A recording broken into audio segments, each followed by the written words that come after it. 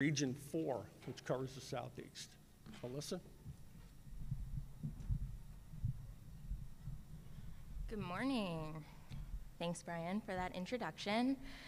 Thank you for having me today. As mentioned here, I'm going to give sustainable materials management updates and updates on the circular economy strategy for the EPA. Let me beta test this. Is this something I should use? Okay. Thank you. Today we'll cover sustainable materials management and the 10-year vision for the EPA. The bipartisan infrastructure law, including the solid waste infrastructure for recycling and recycling education and outreach, affectionately known as SWIFR and RIO. The pollution prevention and environmental justice grants, and what the circular economy strategies look like in the near future. Our path forward has been influenced by impressive congressional commitment to reinventing and reinvesting in recycling. This is embodied in new legislation, initiatives, and unprecedented funding, which supports, drives, and shapes EPA's vision and path toward a circular economy. This has been authorized under the December 2020 Save Our Seas 2.0 Act, which was enacted to address the threat of plastic pollution and support grants to invest in recycling. Save Our Seas 2.0 set the stage by defining the circular economy.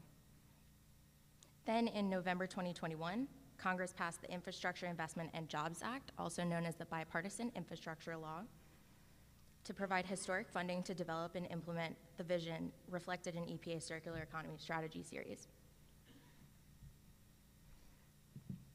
In addition to the Bipartisan Infrastructure Law and the Save Our Seas 2.0 Act is the National Recycling Strategy, which was released nearly a year ago. All of which provide funding, framework, and establish new programs which are listed here under the Bipartisan Infrastructure Law. The 5 objectives we hope to achieve can be seen under the National Recycling Strategy in the middle there. All feed a 10-year vision that embraces circularity, sustainable materials management, and addresses climate change and environmental justice. The next step in the circular economy strategy is the plastic strategy, which should be released this spring or summer. The bipartisan infrastructure law investment gave way to fund the Solid Waste Infrastructure for Recycling, or SWIFR grant program, which allowed $275 million for 3 different categories of SWIFR grants, including SWIFR for states and territories, SWIFR for political subdivisions, which is competitive, and SWIFR for tribes and intertribal consortia.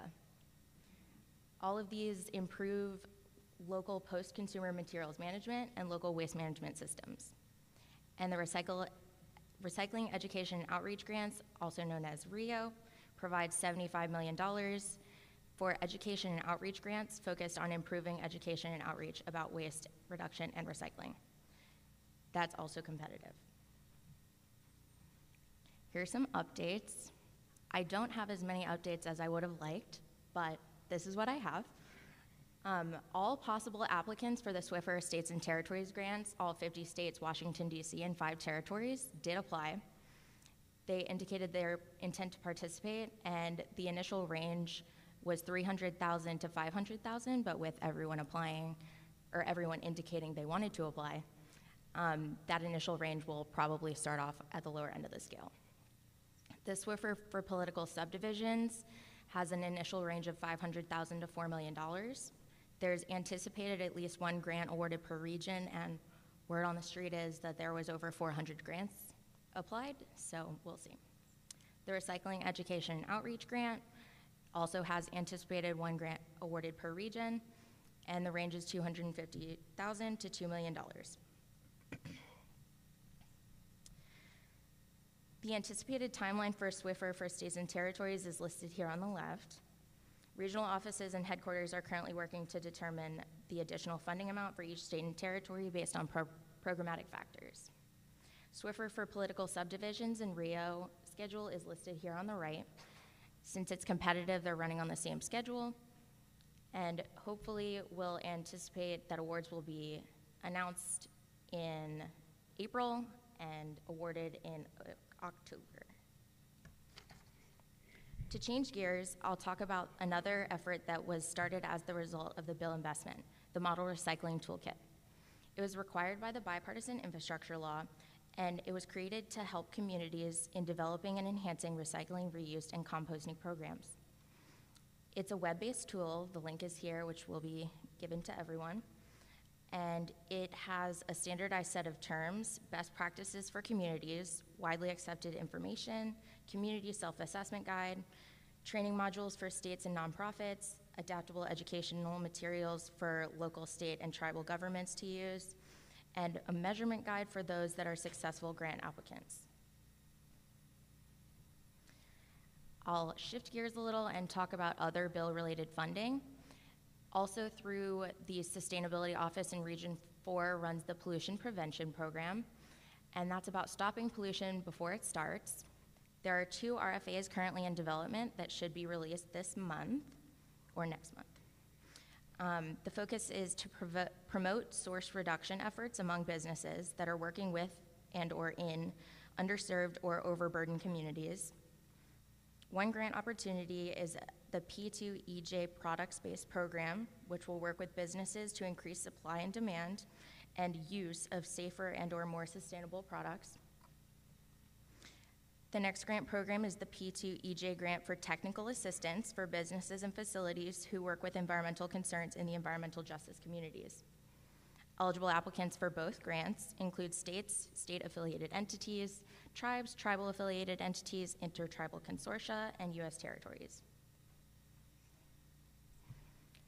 There will also be environmental justice funding. This was actually already released, including the Collaborative Problem-Solving Cooperative Agreement Program.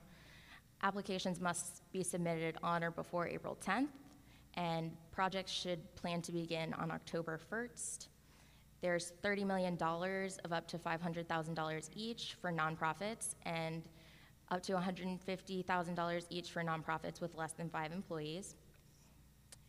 There's also the Government to Government grant program, which has the same stipulations for when applications are due and provides $70 million of up to $1 million each to states, local governments, tribes, and territories.